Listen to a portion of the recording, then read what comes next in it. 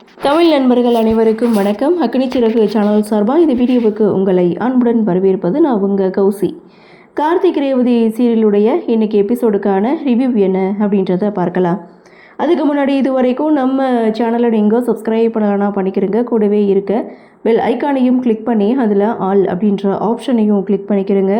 அப்போ தான் நான் போடக்கூடிய வீடியோ உங்களுக்கு உடனுக்குடன் நோட்டிஃபிகேஷனாக வரும். எபிசோடை பொறுத்த வரைக்கும் லாஸ்ட் எபிசோடில் கார்த்தி ஊர் மக்கள் முன்னாடி சத்தியம் செய்துட்டு வந்திருப்பார். வர்ற வெள்ளிக்கிழமை என் மாமாவை கூட்டிகிட்டு இந்த ஊருக்கு வருவேன், இந்த கும்பாபிஷேகத்தையும் நான் நடத்துவேன் அப்படின்னு சொல்லி சத்தியம் பண்ணிட்டு தான் திரும்ப வீட்டுக்கு வந்திருக்காரு.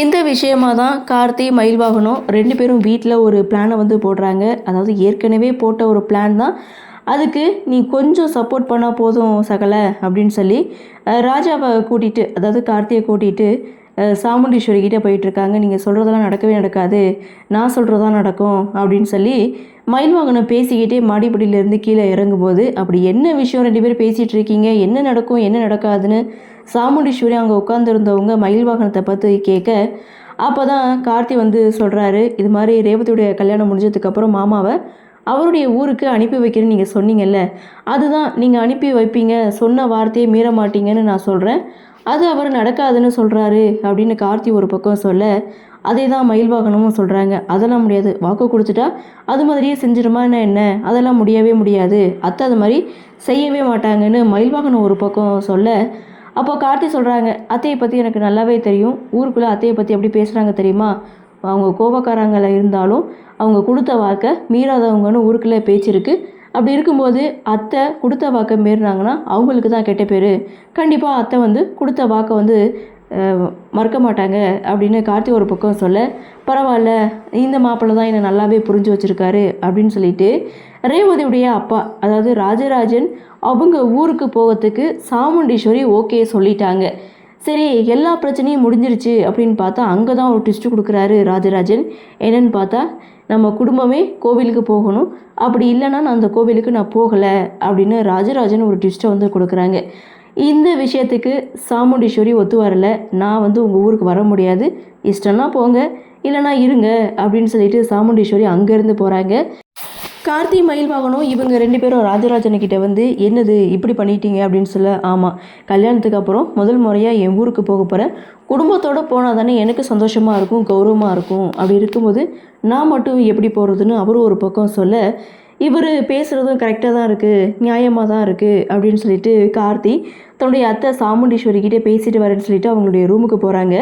சாமுண்டீஸ்வரிக்கிட்டேயும் பேசுகிறாங்க, மாமாவுடைய ஆசையும் ரொம்ப நியாயமாக தான் இருக்குது, இத்தனை வருஷமாக நீங்கள் சொன்ன ஒத்த சொல்லுக்காக அவங்க அப்பா அம்மாவை பார்க்காம சொந்த பந்தத்தை பிரிஞ்சு உங்களுக்காகவே வாழ்ந்துட்டுருக்காங்க, அதனால அவங்களுடைய சந்தோஷத்துக்காவது நீங்கள் அவங்க கூட போயிட்டு வரலாமே அப்படின்னு கார்த்தி சொல்லும்போது சாமுண்டீஸ்வரி சொல்கிறது, இல்லை ஒரே நாளையில் என் அம்மா அக்கா 2 பேரையும் நான் இழந்துட்டு நிற்கிறேன், அதோட வழி என்னை இன்னும் மறக்கவே இல்லை, அப்படி இருக்கும்போது எப்படி அந்த ஊருக்கு என்னால் போக முடியும், அதுவும் அந்த கிழவியை எப்படி பார்க்க முடியும், முடியவே முடியாது அப்படின்னு சாமுண்டீஸ்வரி அவங்களுடைய முடிவை ரொம்ப ஸ்ட்ராங்காக சொல்கிறாங்க.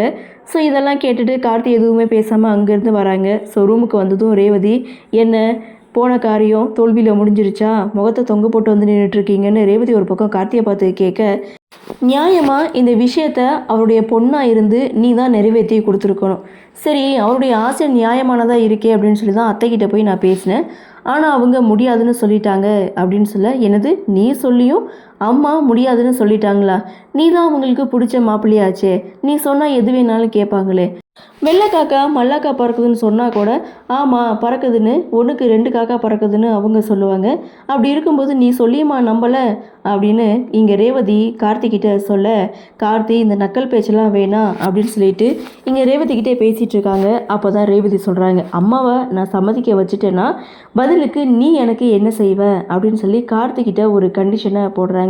கார்த்தியும் என்ன பண்ணணும் அப்படின்னு சொல்லி கேட்கும்போது, நாளைக்கு நான் சொல்கிற இடத்துக்கு ஏன் எதுக்குன்னு கேட்காம என் கூட வரணும்னு ரேவதி சொல்ல கார்த்தியும் ஓகே சொல்லிட்டாங்க.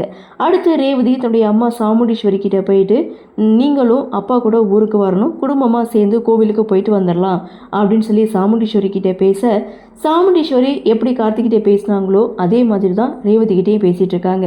என்னால் முடியவே முடியாது, உங்கள் அப்பாவுக்கு போக இஷ்டம்னா போகட்டும், இல்லைனா இருக்கட்டும், நான் வரமாட்டேன்னு ரொம்ப ஸ்ட்ராங்காக சொல்ல, இதுதான் உங்கள் முடிவா அப்படின்னு சொல்லிட்டு சாமுண்டீஸ்வரி ரூமில் இருக்கக்கூடிய அந்த துப்பாக்கியை எடுத்து தன்னுடைய நெற்றி பொட்டில் வச்சு சாமுண்டீஸ்வரியை மிரட்டுறாங்க. ஸோ உடனே வெளியில் வராங்க. நீங்கள் ஊருக்கு வர சம்மதிக்கலைன்னா இங்கேயே நான் தன்னை ஷூட் பண்ணிப்பேன் அப்படின்னு சொல்லி சாமுண்டீஸ்வரி மிரட்டும் போது ஒட்டுமொத்த குடும்பமும் அங்கே கூடி நிற்கிது. எல்லாருமே வேணா ரேவதி அப்படின்னு சொல்லி ரேவதியை தடுக்கிறாங்க. இது அம்மாவுக்கும் எனக்கும் உள்ள பிரச்சனை, இந்த விஷயத்தில் யாரும் தலையிடக்கூடாதுன்னு ரேவதி ஒரு பக்கம் சொல்ல, எதுவாக இருந்தாலும் பேசி தீர்த்துக்கலாமா கண்ணகுடின்னு சொல்லி ராஜராஜன் கேட்க, அப்போது சாமுண்டீஸ்வரியுடைய சம்மதத்தை தான் ரேவதி கேட்குறாங்க. சாமுண்டீஸ்வரி சம்மதிப்பாங்களா மாட்டாங்களா அப்படின்ற ஒரு எதிர்பார்ப்போடு இருக்கும்போது ரேவதி அங்கே கவுண்ட் ஒன்று ஸ்டார்ட் பண்ணுறாங்க. 1 2 3 அப்படின்னு சொல்லும்போது சரி ஓகே உங்கள் அப்பா கூட நான் வரேன் அப்படின்னு சொல்லி சாமுண்டீஸ்வரி ஓகே சொல்லிட்டாங்க.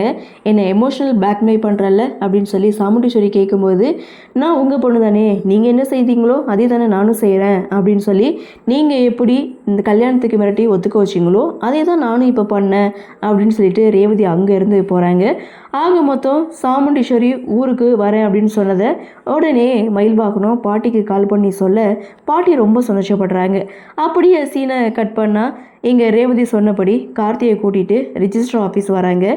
கார்த்தியும் ரேவதி கிட்ட ஏன் எதுக்குன்னு கேள்வி கேட்க, இதெல்லாம் கேட்கக்கூடாதுன்னு சொல்லி தானே உன்னை கூட்டிகிட்டு வந்தேன்னு ரேவதியும் சொல்ல, கார்த்திக்கு புரிஞ்சிடுச்சு மேரேஜை ரிஜிஸ்டர் பண்ண வந்திருக்காமான்னு சொல்லி கேட்கும்போது, பரவாயில்லையே கண்டுபிடிச்சிட்டேன், சரி நான் உண்மையை சொல்லிடுறேன், நான் ஆஸ்திரேலியாவுக்கு போக போகிறேன், கல்யாணம் ஆனவங்களுக்கு மேரேஜ் சர்டிஃபிகேட் வந்து கேட்டிருக்காங்க, அதை ரிஜிஸ்டர் பண்ண தான் வந்திருக்கோம் அப்படின்னு சொல்லி கார்த்தியை கூட்டிகிட்டு உள்ளே போனால், ஏற்கனவே சாட்சி கையெழுத்து போடுறதுக்கு ரேவதியுடைய ஃப்ரெண்ட் 2 பேர் வந்திருக்காங்க.